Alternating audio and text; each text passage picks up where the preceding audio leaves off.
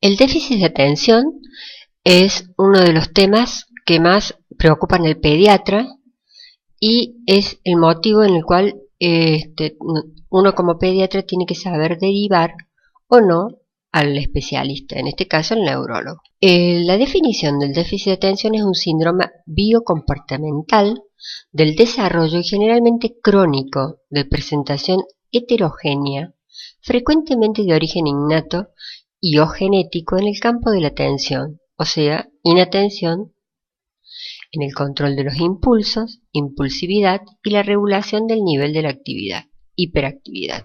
Explicación de la definición. ¿Por qué decimos que es un síndrome? Porque se trata de una reunión de síntomas cuya ocurrencia conjunta señalan la posible presentación de un trastorno o enfermedad. El déficit de atención es biocomportamental. ¿Por qué? Porque determinadas diferencias biológicas tienen un rol importante en la aparición de los síntomas. El déficit de atención es un desorden del desarrollo, ya que implica una pauta evolutiva diferente de la que mantienen quienes no tienen déficit de atención. Es crónico, porque una vez que las diferencias biológicas mencionadas producen la aparición de los síntomas, estos tienden a mantenerse durante toda la vida, aunque modificando su presentación característica según los diferentes momentos evolutivos. El déficit de atención tiene una presentación heterogénea por la variedad y diversidad de los síntomas. Esta multiplicidad es evidente, ya que no habría grandes dominadores comunes entre ser distraído y no poder dejar los pies quietos cuando se está sentado en la mesa, o contestar lo primero que le viene a la mente cuando se le hace una pregunta. El déficit de atención es de origen innato y o genético, porque se sostiene la hipótesis de que las diferencias biológicas mencionadas ya están presentes en el momento del nacimiento y que las mismas se han ido estableciendo como resultado de procesos genéticos y o biológicos durante la gestación. Los síntomas se evidencian desde la más temprana infancia y la mayoría de ellos son en gran medida observables antes de los 7 años. ¿Qué nos plantea en la consulta la mamá? La mamá te dice palabras como no lo soporto más, me está volviendo loca, a veces tengo ganas de tirarlo por la ventana, lo amo pero me tiene cansada, le compro de todo y no se conforma con nada, es un terremoto, no puedo hacer nada, rompe todos sus juguetes, hace berrinche por cualquier cosa, parece sordo, le hablo y nada, pero el menor ruido sí lo escucha, siempre está metido en líos.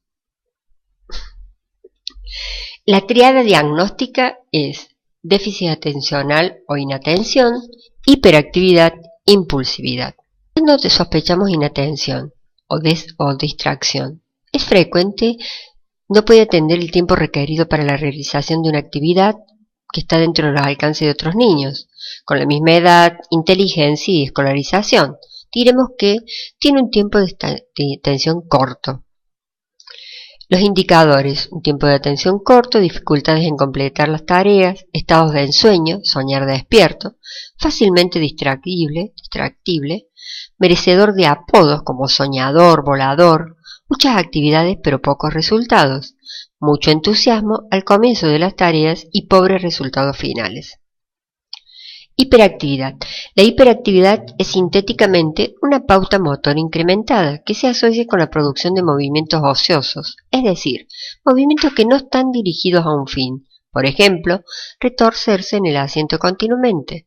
También se puede dar un flujo excesivo de verbalizaciones. Indicadores de hiperactividad: inquietud, menor necesidad de dormir, habla excesivamente, excesivos desplazamientos, correr, saltar, escalar, inquietud motora durante el sueño, patadas, destaparse, moverse, dificultad en permanecer sentado durante las comidas, en el aula, etc. Este fenómeno, la hipoactividad, también se presenta, aunque puede ocurrir que no se hallen grandes movimientos, pero sí pequeños, persistentes o gozosos.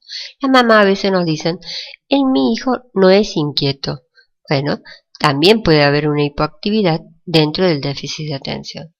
Se lo define como soñadores cuyos patrones de atención están fuertemente determinados por cuestiones internas. Indicadores: actitud letárgica, actitud ensoñadora, estar en las nubes o volando, fallar en completar tareas, inatención, pobre habilidad de liderazgo, dificultad en el aprendizaje. Impulsividad o falta de control inhibitorio. Clásicamente se asocian 3 conceptos básicos para que podamos hablar de impulsividad, actuar sin pensar, velocidad en las respuestas, inapetencia. A esto se le suma el bajo control de los impulsos y la poca tolerancia a la frustración. Muy importante. ¿Por qué? Porque tenemos un niño que está creciendo y necesitamos que tenga un alto grado de autoestima. ¿Cuáles son los indicadores de la impulsividad? La impulsividad es la baja tolerancia a la frustración, actúa antes de pensar, es desorganizado, pobre habilidad de planteamiento o planeamiento, excesivo cambio en la actividad de una actividad a otra, dificultad para respetar turnos, constantes problemas por comportamiento inapropiado. Diagnóstico. Son criterios diagnósticos que es el DSM-4 famoso que se rige para todos los certificados de discapacidad. Es una ley nacional para certificación de la discapacidad. La inatención, al menos 6 de los siguientes síntomas.